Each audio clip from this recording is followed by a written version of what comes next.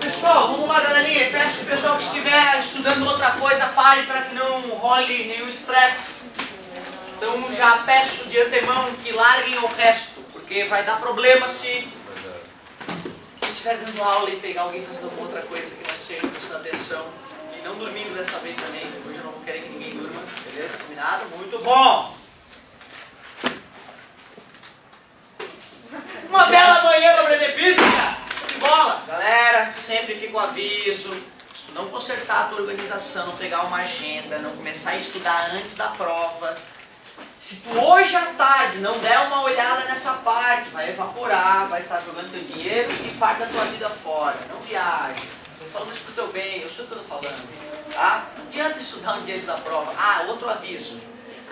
Para a galera que está usando a segunda chamada para tentar melhorar de nota, né, para tentar ir melhor que os outros, a gente sabe que uma coisa é doença, uma coisa é compromisso sério, outra coisa é malandragem. Aguenta que eu vou... eu vou chegar junto na prova. A partir da próxima prova de segunda chamada não serão as mesmas questões. Tá bom? Muito bom. Mesma matéria, mas não as mesmas questões, tá? A galera tá sendo desonesta, mau caráter nessa hora de pegar por sacanagem a prova. Quero ver. Galerinha, o negócio é o seguinte, isso é para o bem de vocês que eu estou dizendo. Nós sabemos o que está acontecendo, a gente está ligado na vida de cada um de vocês. Estou falando porque sei o que estou dizendo. Galerinha, na última aula de Física C nós falamos sobre os efeitos da corrente elétrica, efeito Joule, transformação de energia elétrica em energia térmica, efeito fisiológico, tetanização dos músculos, efeito magnético, corrente elétrica gera campo magnético, efeito magnético, experiência de Ørsted, falaremos muito ainda dela, efeito luminoso, corrente elétrica pode liberar fótons de átomos excitados, né? Um gás a baixa pressão, quando percorrido por corrente elétrica, libera fótons, emite luz. E o efeito químico. A corrente elétrica é usada em processos químicos, acelerar reações químicas, por exemplo, no processo de pintura eletrostática. E eu não sei se saiu de esguelho o exercício que ele fez depois da aula, porque ele fala de efeito fisiológico e lasca circuito em cima da gente.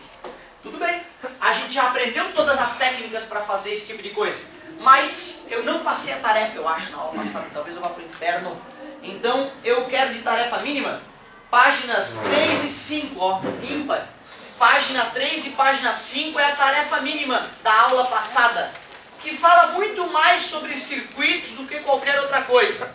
E eu vou fazer um para te estimular, para tu relembrar como é que é. Olha que questão bonitinha. Ele dá esse circuito e pede a voltagem no voltímetro e a amperagem ali no amperímetro.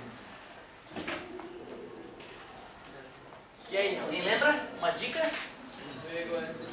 V igual a R vezes I. Uma hora nós vamos ter que usar V igual a R vezes I. Concordo plenamente. O V é 100, eu concordo. A V no sentido da corrente, sempre importante.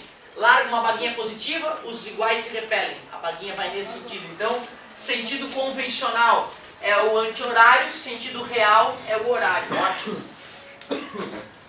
A gente devia somar os resistores. Ah, essa fórmula só é usada quando tem o circuitinho bobinho. E aqui tem um circuito meio esquisito. Vamos melhorar isso aí. Primeiro, o voltímetro ele não altera o circuito, nem o amperímetro. Não vou desenhar ele daqui para frente, só vou desenhar o circuito em si. O de 8 ali eu vou deixar. E 4 e 4 em paralelo. Divide pelo número de resistores. Como são 2, divide por 2. 4 dividido por 2 deu 2. Oh, já ficou bem melhor. Bem melhor ficou o circuito. Vamos. 10. Claro, porque quando é em série é só somar. 8 mais 8, 10. O amperímetro e o voltímetro ali, então, não dá igual ao lugar no início da questão. Olha só que pergunta bonita que tu me faz, cara. Detalhe, olha só. Esse voltímetro, ele enriqueceu com tudo, tá? Tudo ficou diferente com a tua pergunta. Esse voltímetro, ele está conectado em paralelo. Se eu estou dizendo que ele não está interferindo no circuito, é que ele é ideal, ele é perfeito. E um voltímetro, para ser perfeito, tem que ter resistência. Zero. Se a resistência for zero, toda a corrente vai querer passar por ele. Infinito. E não, infinita. Beleza? Mas tu vê que legal, raciocinou e consertou. É isso aí. Se eu botar um voltímetro ideal em série no circuito, o circuito apaga. Não vai ter corrente elétrica passando pelo circuito, porque ele tem resistência infinita. Então eu poderia fazer uma puta de uma sacanagem, botar o voltímetro ali e o amperímetro aqui, certo? Em paralelo. Ia alterar totalmente o circuito. Só que aí é uma questão de outro nível, certo? A gente tem que estar sempre atento o que é o amperímetro e o que é o voltímetro. O amperímetro, ele mede corrente elétrica, então eu tenho que conectar ele em série para a corrente poder atravessá-lo, para poder medi-la. Só que se ele é conectado em série, se ele tiver resistência, ele muda o circuito no qual está conectado, por isso ele tem resistência nula. O amperímetro ideal tem resistência nula, o voltímetro ideal tem resistência infinita. Então cuidado, se eu pegar um voltímetro ideal e colocar ele em série, eu corto a corrente naquela parte do circuito. Se eu pegar um amperímetro e colocar em paralelo, toda a corrente vai passar pelo amperímetro, nada pela resistência. É como se eu fizesse um curto-circuito na resistência, certo? Então a tua pergunta foi muito interessante. E não, se eu botar em lugares diferentes, pode alterar completamente o circuito, como eu acabei de demonstrar. Eu sei a força eletromotriz agora, né? 100 volts, sei a resistência, dá para calcular a corrente? Dá, tá multiplicando, passa? 100 dividido por 10 é igual a I, igual a 10 ampere. Que beleza. Agora cuidado, hein? 10 ampere é aqui, certo? Só que esse circuito nem existe.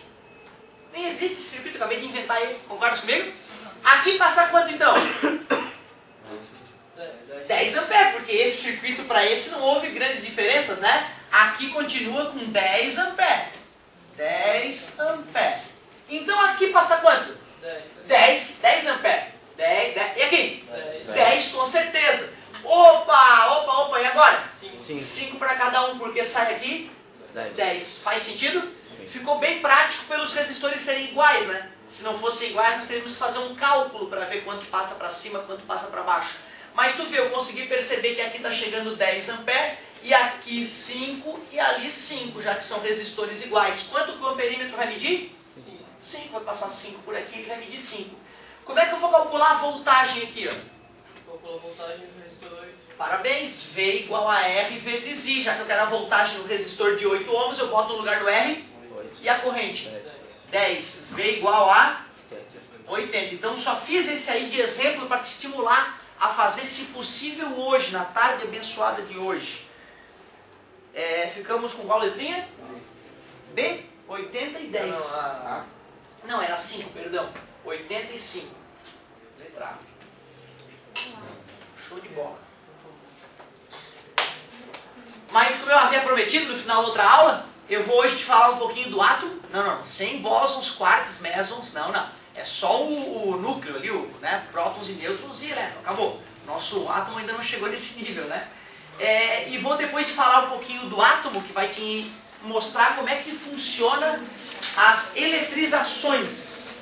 Então vamos migrar agora de eletrodinâmica para eletrostática, uma mudança bem radical agora aqui na física C. Uou!